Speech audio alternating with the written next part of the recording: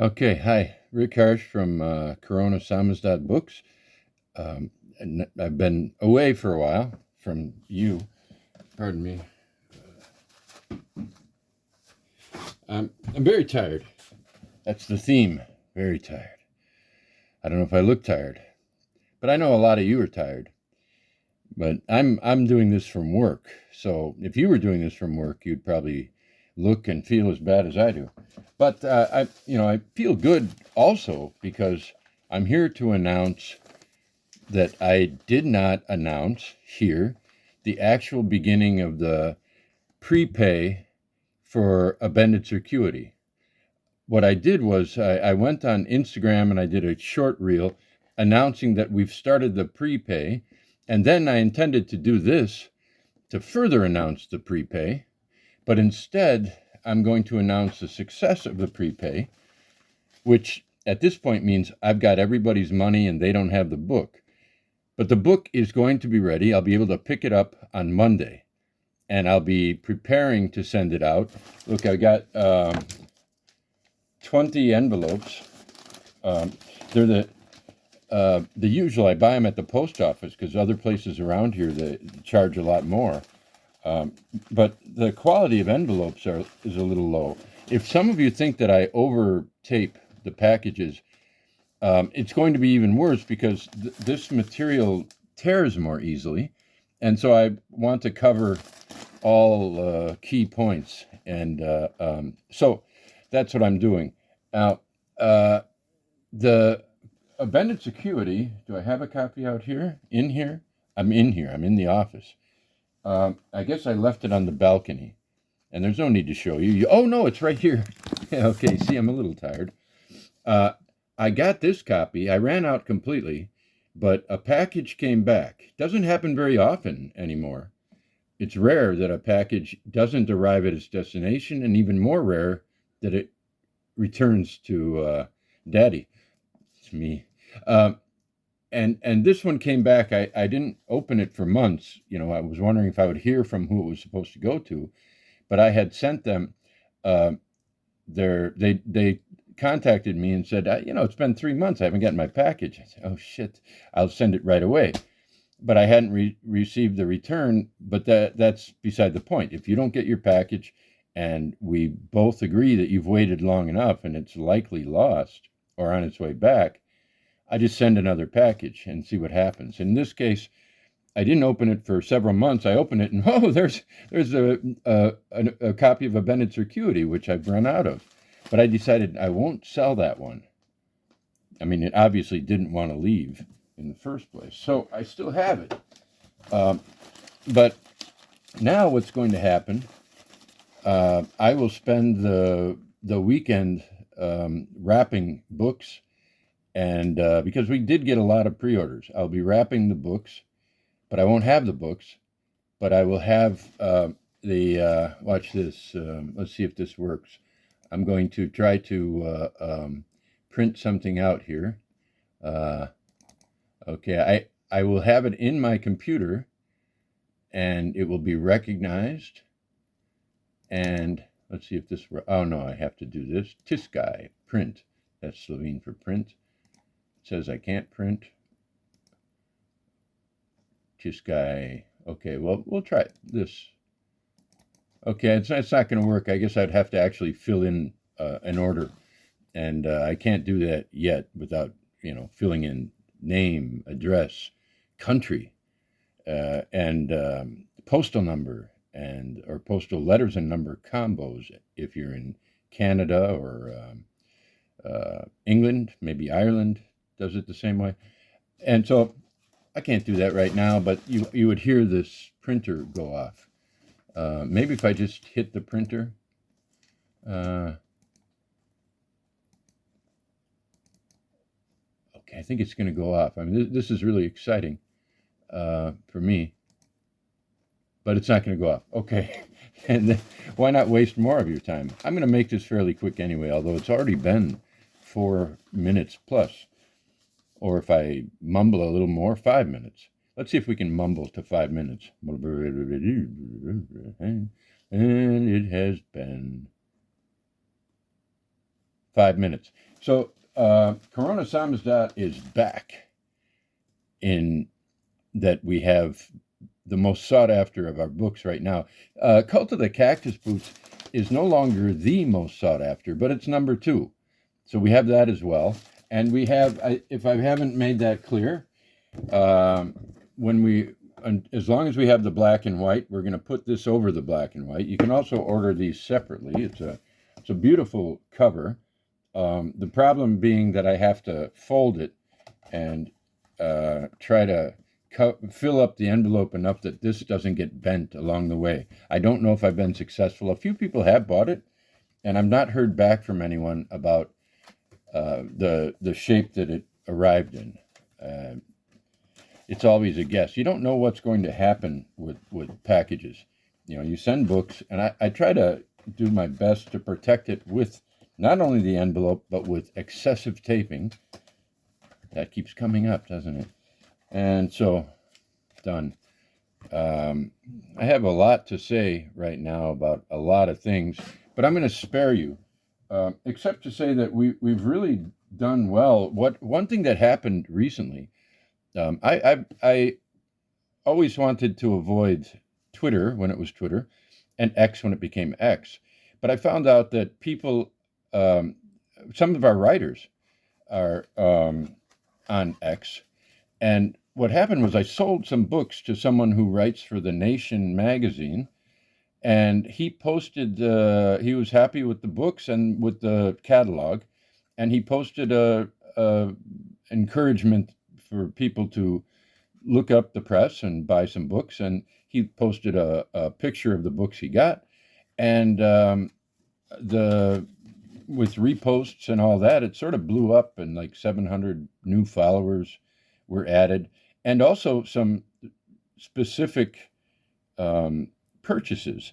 One was, and this really pleased me, the 7 flamethrowers, or the 7 madmen, 7 madmen and flamethrowers, the one novel by Roberto Arlt, available intact and as close as possible to the original. I had help with writers from Colombia who knew people and so on. And any questions we had were answered, titles of chapters, and so on. And so this is the first translation of the flamethrowers printed with the properly titled. We don't add a title. Roberto Arlt titled his book The 7 Madmen, and then he sold, 2 years later, he sold The Flamethrowers. It was entitled The Flamethrowers, and is definitely a continuation. It wasn't meant to be a separate volume. It had to be a separate volume because of his specific economic circumstances. And those 7 Madmen was translated twice.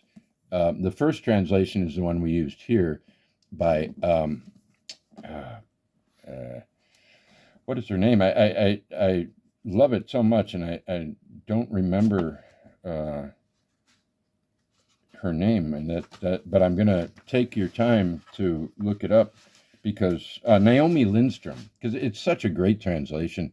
And the next translation was done by a very good translator, Castor, I think is Robert Castor.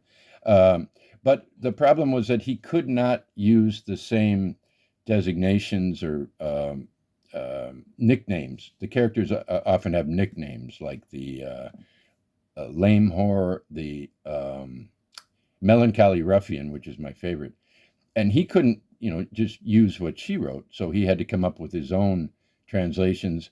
And elsewhere where he translated, I don't think anybody could take issue with what he translated. But when it comes to the name, you can't, if you read this once and come across the melancholy ruffian in English, you can't really tolerate a substitution. Anyway, so because of the X factor, this was ordered several times. People looked at the catalog and said, oh, okay, that's Roberto Alt, that's a big deal. I would have thought that more people would have thought, oh, Chandler Brossard is back in print. We sell these in bunches. Wake Up, We're Almost There is, I think, Brossard's great novel, although I like everything we've printed by him. This one is the most mad, bulky novels, sort of his uh, running the 70s through the Brossard, or the 60s through the Brossard Alembic and its inspired mayhem. You can't help but think of people like Hunter Thompson, and yet that doesn't do it. That doesn't do it. There may be even a bit of, I would say, this is, it may sound redundant, but it's actually probably even more specific than that. A disorganized presentation of the mind of William Burroughs, I think, is in here as well. But this is not to say that he was influenced by any of these people. God knows who influenced Chandler Brossard. Maybe his wife. They had they had lots of fun in life, and you get that in our book, The Double Dealers, when in an afterword by Brossard's daughter, Iris Brossard, writes a fantastic afterword to that book that really captures Brossard, the marriage, the relationship between the daughter and Brossard.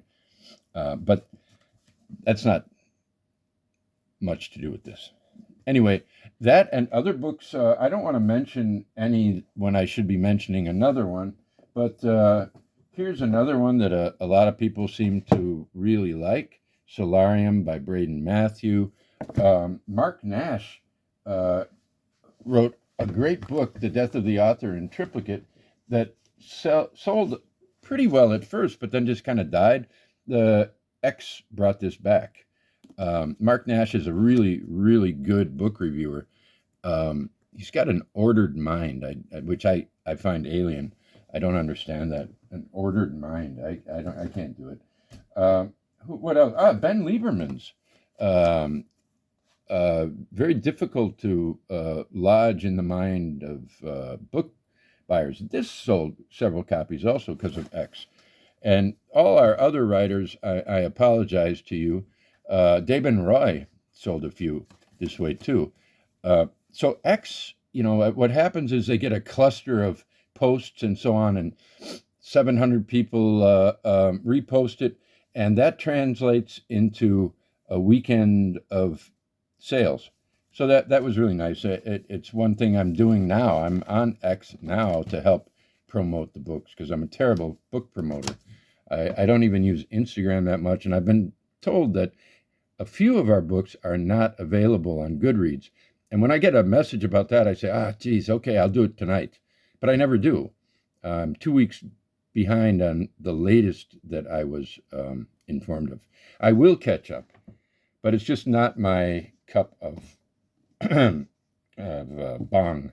So take heart. The books will be in on Monday, so you can order them anytime. If you've been waiting for the pre-order, don't worry. You don't have to pre-order. It's going to be here Monday for sure. In Ljubljana, I will pick it up. I will have it here by Monday, and I will begin sending them out in the post on Monday.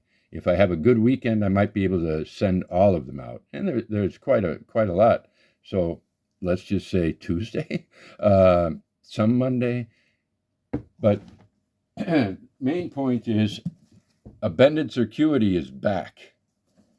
And I ordered enough to last for until the end of the year, I hope. It cost a lot of money. But you don't have to thank me. That's not your worry. It costs 20 euros plus absurd postage, 16, maybe 16.75. And if you speak to me when the process is not as condensed as now, because I have to pack about 30 of them over the weekend, and if I take the time to write to everyone saying, would you like a free book, it's a problem because there isn't a lot of room left in terms of weight.